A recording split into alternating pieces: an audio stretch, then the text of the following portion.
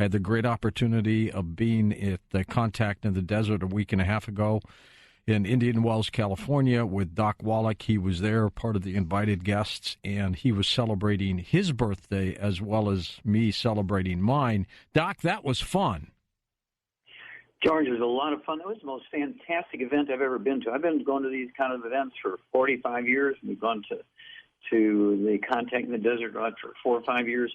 This was the best of the best. It was just so great. I cannot thank you enough and give you congratulations. Fabulous job. I got to tell you, I was in Las Vegas this weekend at my live stage show, packed house, and Doc, afterwards we held a meet and greet. And I have got to tell you, I've been to many, many events that were just general. And this one, you know, we had special guests there and everything. But I had so many people coming up to me, thanking me for being on the program, giving the health advice that you've been given over the last couple of years. It was absolutely staggering. I mean, I'm there with 3 other guests who are on the program with me, and these people are coming up talking about you, and you weren't even there. I mean, it was just fantastic. So thank you for what you do for our listeners.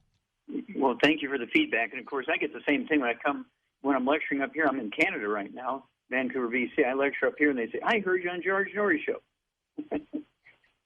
Doc, let's talk about some episodes. I've got a whole slew of emails. We're going to take phone calls in about 15 minutes for you as people are calling right now, so we'll get into all of that.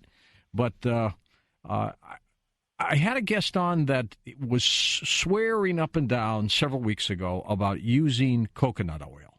And I know you're opposed to oils, so I kind of felt like I was in the middle. So give me your thoughts on that again. Okay, on the short term, you know, for a few weeks or maybe even a month or a year, bulk oils like coconut oil and olive oil and those sorts of things, and even like salad dressings are good. But when you look at it, the long-term problems, they oxidize and turn into trans fats, heterocyclamines, acrylamides, and they're the actual cause of plaque in the arteries. I'll tell you a great story about some wild sheep from the Atlas Mountains of North Africa, just north of Morocco. And this, goes back to 1970. I was working on a big project for the NIH when I did 20,000 autopsies and 454 species. 2 of these autopsies were in 2 of these sheep that had died 3 days apart. They'd only been in the States for 2 months in the zoos. And I opened them up, and their coronary arteries were 90% packed with plaque. Oh, my God. Now, where are these wild sheep from the Atlas Mountains of North Africa getting cholesterol? And so I talked to the keepers. What are you feeding these guys? He said, well, we have these big barrels of mixed grain. We're feeding them. They love it. We give them hay and these mixed grains. I had the grains analyzed, and they had oxidized. The oil in the wheat germ oil had oxidized and turned into trans fats, heterocyclamines, acrylamides, and caused the plaque in the arteries. I wrote it up. It was published in an international biology journal, and I got to speak all over Europe because of that article. And that was the beginning of the end of the cholesterol theory when it came to plaque in the arteries, because everybody knew that it couldn't be cholesterol. And so it was just such a beautiful, beautiful study. And it's one of those things where oils over a period of time, and I'm talking weeks, will cause damage. And usually plaque in the arteries, and, of course, it increases your risk of cancer many, many fold. Well, then look at what the oils look like if you put them in the refrigerator. They begin to harden up. They look like lard in some cases. Yes, of course, cool inside the refrigerator slows the oxidation down. On the windowsill or on the checkered tablecloths in a restaurant where the sun beating through the window on them speeds up the oxidation. And I just don't like bulk oils for that reason. But even in capsules, if you don't, and of course what we do is different for our essential fatty acids.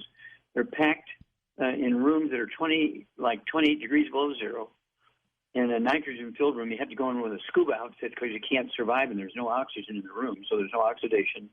We blow nitrogen through these capsules and through the bottles before we put the essential fatty acids in there. Then we seal them and blow nitrogen through the bottles, seal them, and that protects them. Nobody else does it. We didn't want to kill our people, but they know you need the essential fatty acids. But if you don't take care of those oils, they will kill you.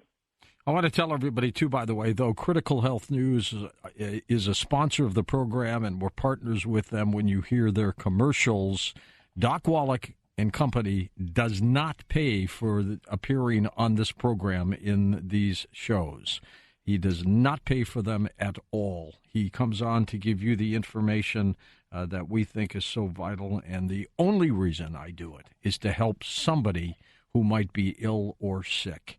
I wanted to say that, Doc, from someone who emailed me who wanted to know how much you pay us to appear on these segments. Not a dime to come on these segments. I do it on my own. I have you on for 2 hours a month, and pharmacist Ben Fuchs for 2 hours a month.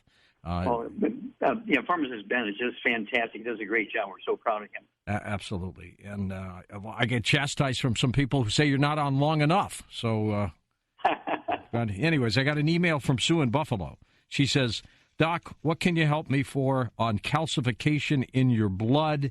Do I have a vitamin K deficiency? Is this reversible? A calcification in the blood. She's talking about elevation of blood calcium? Yeah, it's got to be. It's got to be. Yeah. Okay. The normal range of calcium in the blood is like 6 to 10 milligrams per 100 milliliters of blood. And when it gets up to like 15, 25, it's like double what it should be. And doctors will freak out and say, hey, do not consume any dairy. Don't supplement with calcium. Don't even say the word. Stay away from it because you're going to get calcification in your arteries. Absolutely, positively not true. When you have elevated blood calcium like that, George, it's because you have a raging osteoporosis. And your parathyroid glands will pull calcium out of your bones, and the calcium that's elevated in your blood is from your bones, not from your diet. In fact, you need more calcium when you have elevated blood calcium. And when you take in more calcium, you take in vitamin D3, vitamin K2, all the stuff that you need to make it work. And guess what? The blood calcium comes down then because the parathyroid glands are happy. They stop taking calcium out of your bones. Okay, next email in is from Mark, and he says, Doc, help. I'm 58 years old, 250 pounds, 6'3". I'm on Healthy Body, Brain, and Healthy Pack. I've been doing it for 4 years. It's great, but I have some clotting in my legs. What am I doing wrong? Okay, well, deep vein thrombosis are actually caused by a deficiency of the essential fatty acid, the omega-3s. And again, a big guy like that, ideally, 250 pounds, he should be taking 3 of the Healthy Brain and Heart Packs a month. And that would allow him to take 3 of the EFA Pluses 3 times a day and 3 of the EFAs 3 times a day. That's what I do. I only weigh 150 pounds, and I do that for prevention. And what will happen here is they will actually significantly reduce the risk of blood clots. And then we have what we call the Ultimate Niacin Plus you can add to that. A big guy like him, I'd have him take 2 of the Niacin Pluses 3 times a day. It'll be 3 bottles a month. And not only do they dilate blood vessels to get blood flowing through blocked arteries, but also the plus part, George, is what we call nattokinase. It's an enzyme that dissolves blood clots. And, of course, sometimes you get the blood clots in the veins in your legs, deep vein thrombosis. You can have the blood clots in your lungs. You get pulmonary embolism, which can kill you. Mm-hmm. And you can get blood clots in your brain, get a thrombotic stroke. You get blood clots in your coronary arteries, thrombotic coronary artery disease. And this all happens because of an omega-3 essential fatty acid deficiency. So you got to do both. You take the proper supplements according to body weight, and in this case, the omega-3s.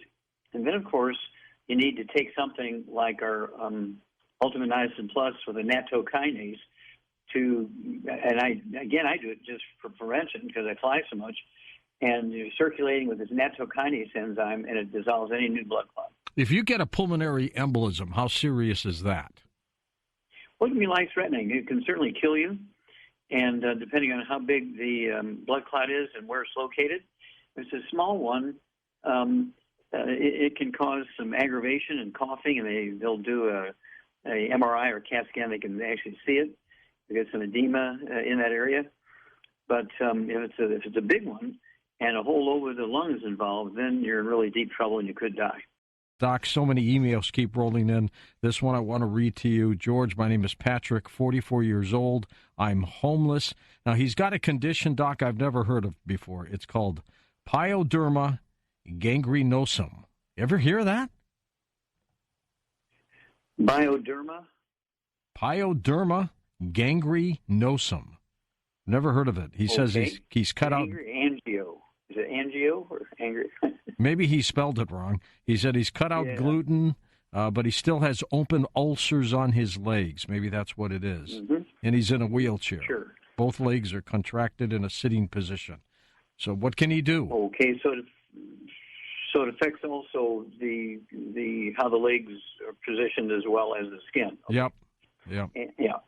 Yeah. Okay, and this could be a vascular thing. It could also be related to what we used to call impetigo when I was a kid, where you have ulcers and blisters and so forth on the skin. It could be on your trunk or under your arms, on your neck or your legs.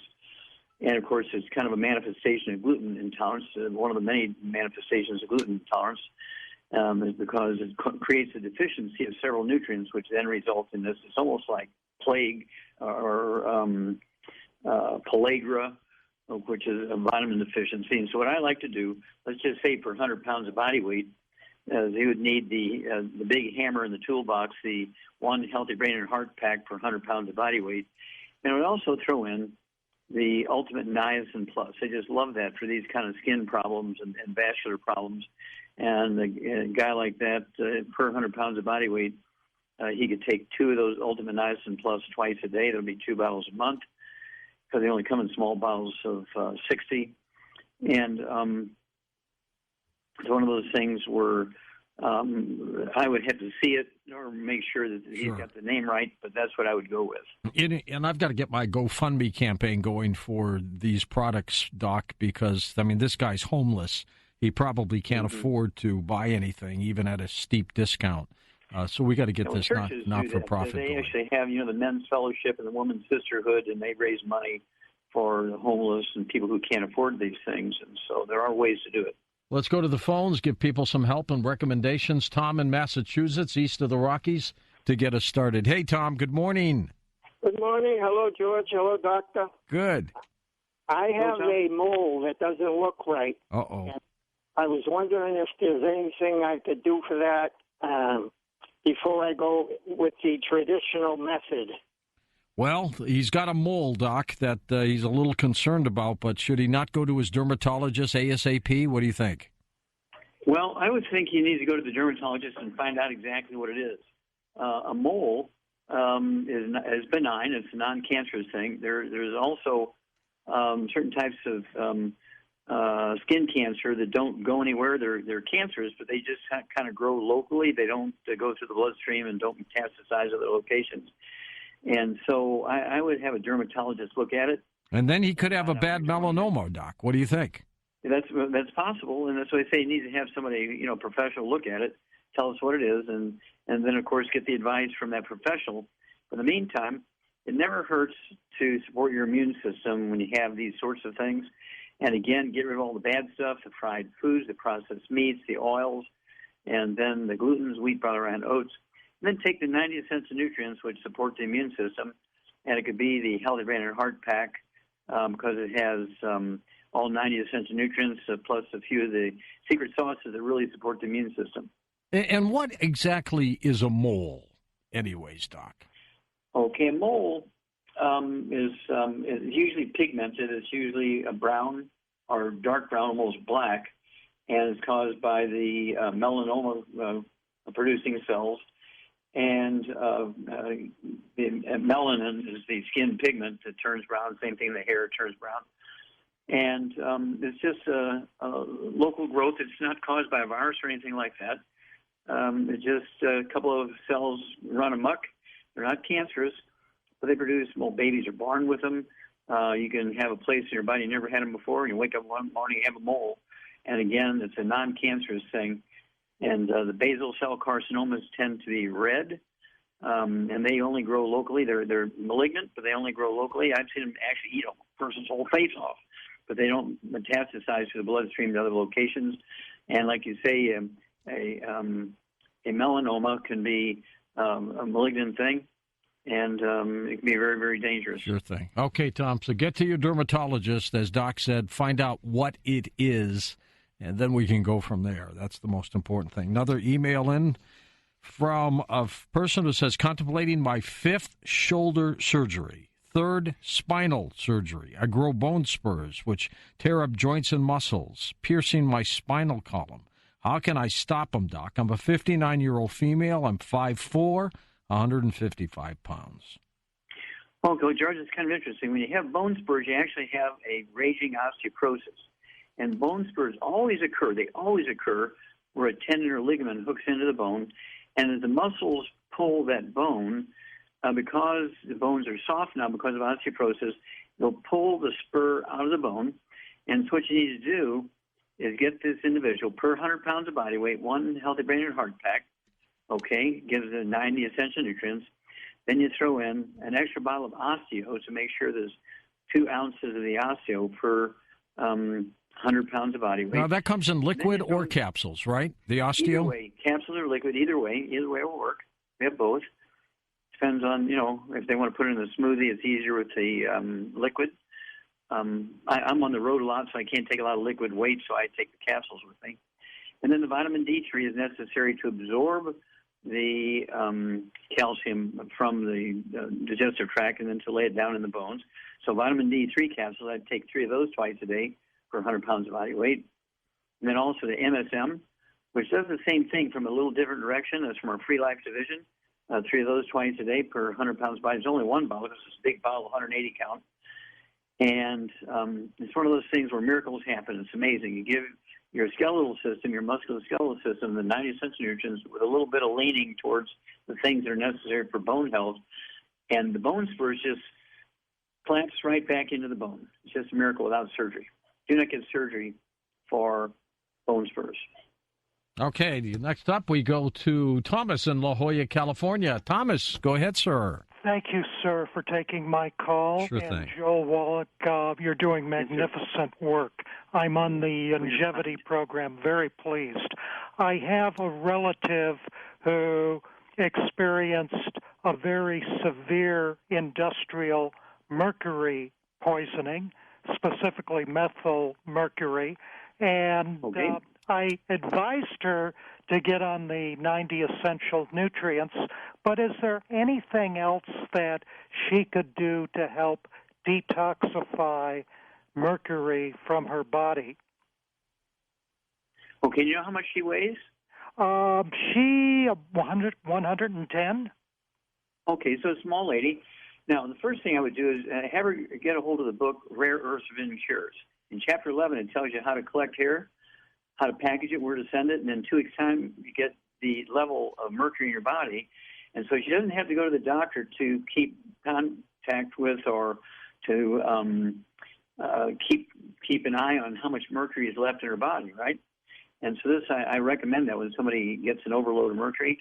But in addition to the Healthy Brain and Heart Pack, 1 per 100 pounds of body weight, in her case it would be 1 because she only weighs 110, get an extra bottle of selenium, our ultimate selenium, and so she'll be taking 6 of those a day. Everything else, divide it in half at breakfast, half at dinner time. And selenium is your best friend when it comes to mercury poisoning. It actually displaces mercury out of your body. And so it's one of those things where, again, you can monitor the mercury level in your body through a regular hair analysis. Again, the book Rare Earths of Cures.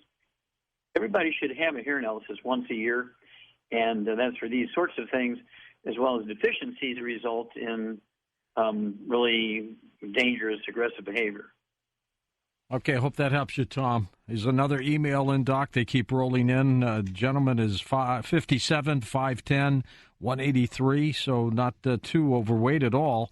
But he has, and this is right down your alley, limb-girdle muscular dystrophy. Okay.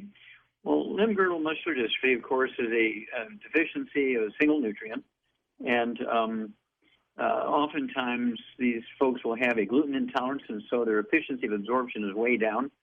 So again, you cannot out-supplement a bad diet. So it's imperative that this guy gets rid of the bad stuff in his diet. No fried foods, no processed meats with nitrates and nitrites, no oils, no olive oil, no coconut oil, no margarines, no mayonnaise, no salad dressing, no cooking oil, and no gluten, no wheat, butter, rye, and oats, no wheat, butter, rye, and oats, and that's in all its forms, whether it's beer or scotch or bourbon or rye whiskey or bread or mac and cheese, all and dry dog food. First four ingredients could be grain, so you have to get rid of that. And then, in addition to getting rid of all the bad stuff, one healthy brain and heart pack for 100 pounds of body weight. And this guy weighed, what do you weigh, 183? Yep. Okay, so I'd have him take 2 of the healthy brain and heart packs per month, and then I'd give him an extra bottle of the selenium so he could take 9 a day, because he's going to get to take 3 a day from each of the healthy brain and heart packs that's in there. But I would also get an extra bottle so he could take three times a day. It'd be 9 a day, and it's amazing how rapidly I would throw in the MSM also, one large bottle of MSM, so you could take 3 of those twice a day, and it'll be just great. Doc, in my case, I take multiple vitamin, I take tangy tangerine, I take the supplements separately, zinc, selenium, and all that. But in the multiples, you can't overdo it, right? Well, it's one of those things where, it's a cost thing. Most people are, if they want to commit suicide, they can do it much cheaper with a 22 bullet to the head. It's very expensive to try and kill yourself with supplements. You just, it's very, you got to take 40 bottles an hour. You're not going to do it. It's just inconvenient. I guess, when you take a multiple, sometimes it says like zinc 30% of the daily recommended dosage. But if you take it in a separate or in like tangy tangerine, you get a bigger boost, don't you? That is correct. And of course, again, when they're talking about minimum daily requirements, this is all a calculation. We've really never, which I say, done actual taking 1,000 people and doing all the biochemistry and blood tests on natural foods and on supplements and so forth. That was never done. It was all done by calculation. And so minimum daily requirements are very, very, very, what should I say, loose.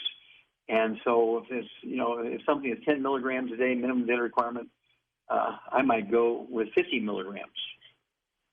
We're going to take calls next hour, of course, with Doc Wallach. Let's take a few more with the time we have. Perry, our buddy in Santa Barbara, California, is with us. Hi, Per.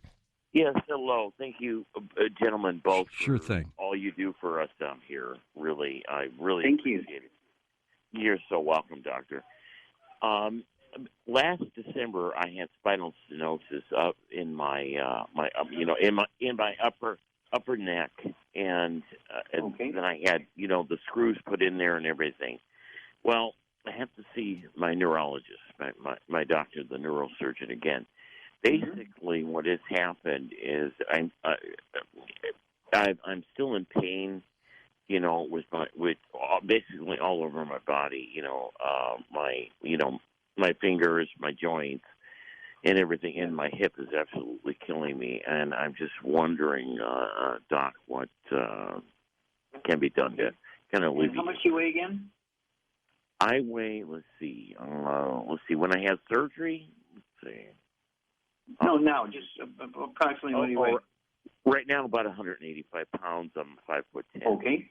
Now, when you had the spinal stenosis, did you have any rapid heartbeat or palpitation in your heart? Any AFib, atrial fibrillation? Just a slight version of it. I know where you're headed with that one, Doc. Yeah, because what happens is doctors would treat you for the heart thing, but actually it's due to spinal stenosis, a degenerative disc disease, resulting in a crushing or pinching of the spinal nerves that control the rate and rhythm of the heart. So that's right. It's kind of a peripheral neuropathy like sciatica, just of the heart rather than the legs. So your body weight, 180-something, get rid of all the bad stuff, no fried foods, no processed meats, no oils or glutens. Get on 2 healthy brain and heart packs per month. Get the vitamin D3. I'd take 3 of those 3 times a day because of the problem. Once everything goes away, then you can cut it down to 3 twice a day, but I'd go with 3 times a day, so 3 bottles a month of the vitamin D3 capsules. I'd also get the MSM, take 9 of those a day, 3 at breakfast, 3 at lunch, 3 at dinner time, so it would be 2 bottles a month of the MSM. The glucogel, if you're going to take the capsules, I would get 3 bottles a month of the glucogel, so you can take 20 a day. 5 at breakfast, 5 at lunch, 5 at dinner, 5 at bedtime. If you're going to take the liquids, I would take 3 ounces a day, ounce at breakfast, lunch, and dinner. It would be 3 quarts a month. And spinal stenosis is kind of something very close to bone spurs. It's just where the bone begins, the tunnel that goes through the vertebrae gets smaller and smaller. It shrivels up, right? Yeah, and puts the pressure on the spinal cord and the spinal nerves, because just the hole they're going through gets smaller, and it puts a pinch on them. But that'll go away. The bones will re-architecture.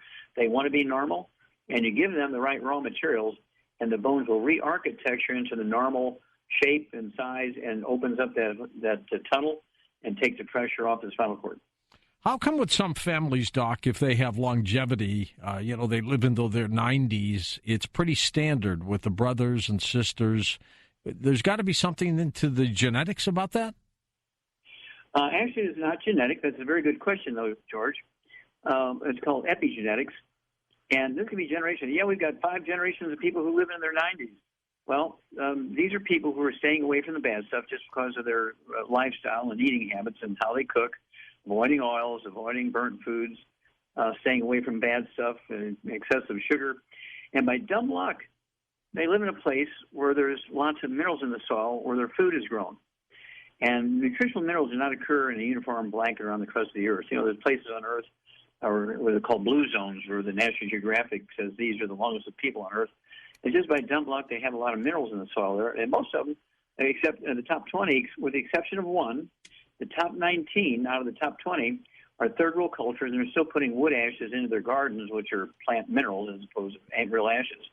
And the plants suck up these minerals, and then people eat those plants, the corn and the potatoes and the onions and tomatoes and carrots and beets and so forth, and squash, and they get their minerals in that fashion, and they live longer because they're getting those nutrients, which makes the genes, DNA, RNA, and telomeres happy.